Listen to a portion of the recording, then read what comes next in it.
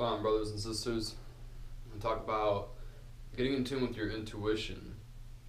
So your intuition is something that you can use to tap into different information, whether that's feelings, thoughts, emotions, anything of that nature that can give you a different angle of insight on a given situation. So things that you want to keep in mind with this is that when you are getting in tune with your intuition, you first must know what your intuition is.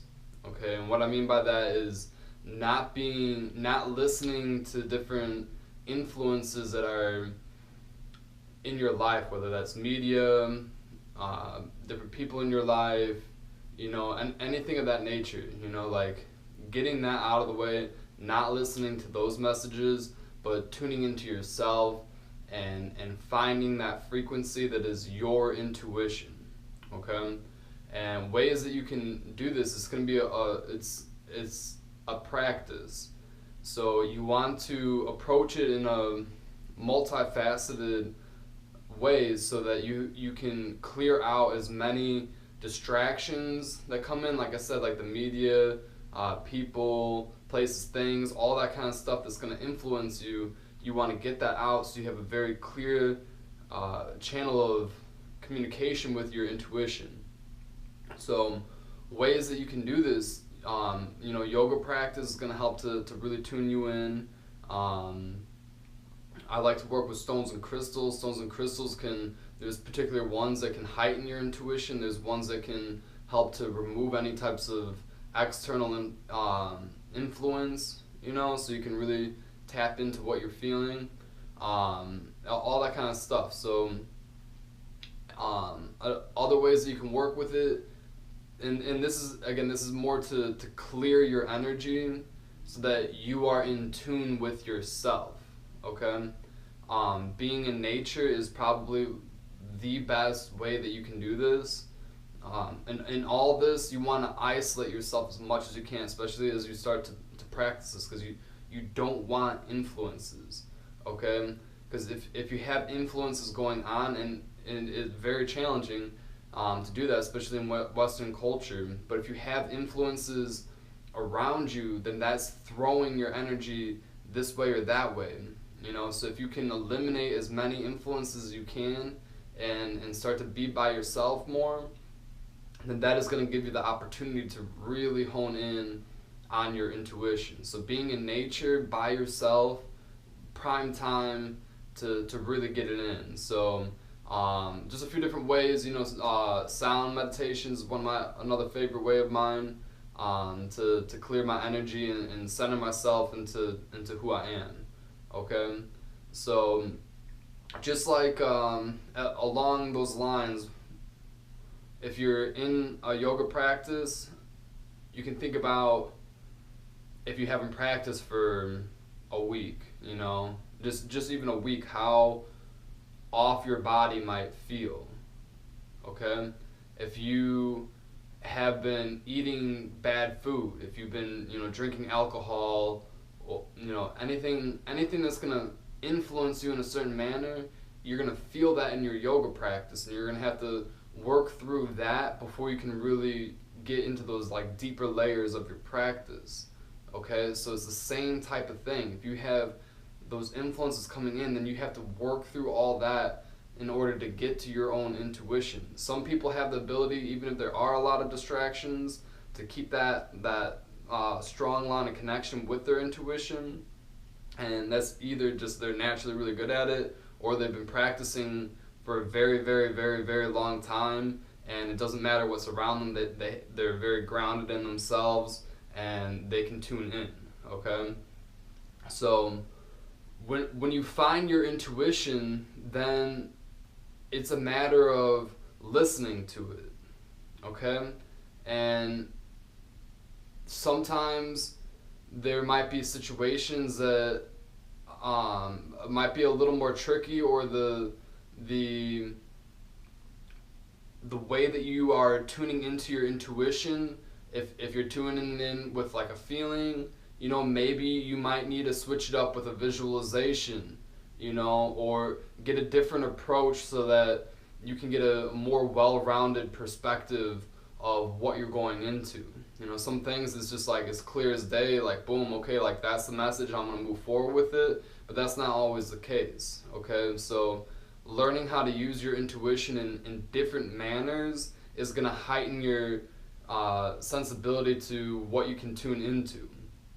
And then beyond that too, with the trusting your intuition, listening to your intuition, there are going to be people that are going to come into your space that might not want you to fully harness the energy that you have within your intuition.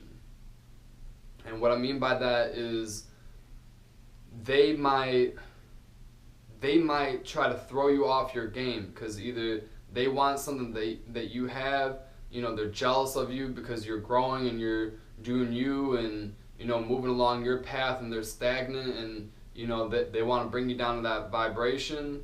A lot of different things, they might even unconsciously be doing stuff like that. Subconsciously be doing stuff like that, where they're not consciously participating in the fact that they're trying to throw you off your intuition, but that's what they're doing,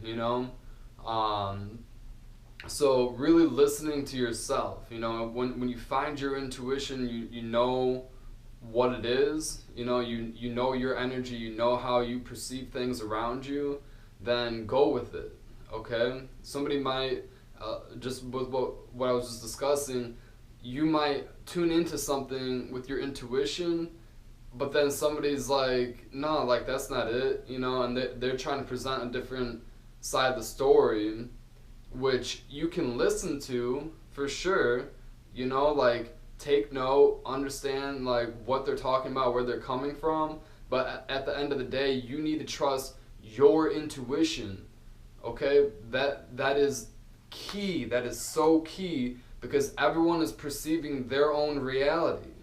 Okay, you're perceiving reality in a completely different way than anyone that you'll ever meet ever. Okay, there might be principles that you and other people can stand upon, but at the end of the day, beyond that, there's going to be a lot of gray area where you need to listen to yourself in order to really flow in the way that you want to perceive reality. I know for myself, the way that I've tuned into my intuition, it has changed the way that I perceive reality. Okay, the messages that I get on many different levels, I work a lot, especially in my dreams. I get a lot of stuff in my dreams. My intuition and subconscious communicate a lot through my dreams. So, I'm learning to listen to that. It's not always the clearest message that comes through. Sometimes, again, it's very clear.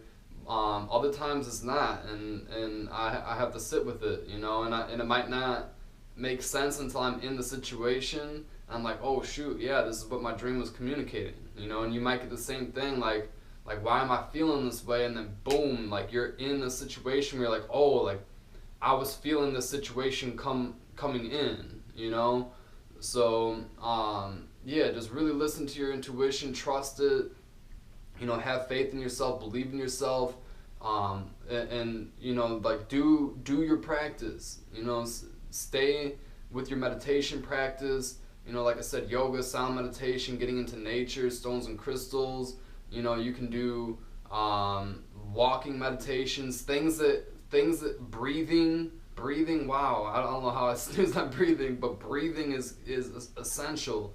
It's a natural filtration system for you to move things out, to center yourself, get you in harmony with you, okay? You got to stay on it. Like I said, if you're in your yoga practice and you take even just a few days off, you're gonna feel it. So yeah, just keep doing you, stay in tune with yourself, trust yourself, no matter what other people are saying. If you're getting a very clear message, okay, if you're getting an extremely clear message on many different fronts, that's why I said, like, you want to approach life with your intuition in many different angles. Okay, so you're not just moving straight ahead. Like you can go straight ahead, but you can also go around the side. You can come in from the top, come in from the bottom, back around.